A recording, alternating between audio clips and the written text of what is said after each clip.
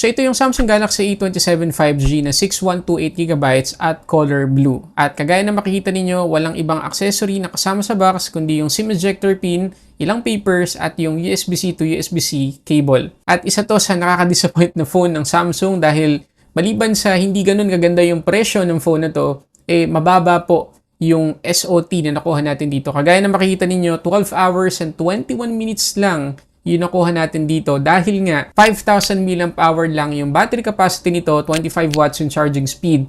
At sa taong 2026, hindi na po talaga acceptable yung ganyang capacity.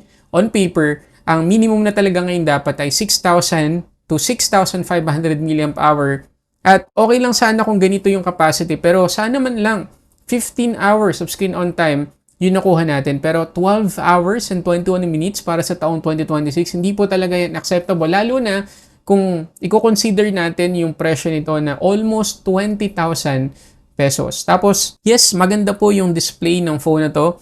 Kagaya na makikita nyo, ayan o, napaka-vibrant. Pero, hindi proportioned yung bezels niya. Medyo makapal dun sa chin. Pero, masaset aside na natin yan kung bumawi sila sa ibang aspect ng phone na to. Yes, Corning Gorilla Glass Victus Plus yung protection nito sa harap at sa likod.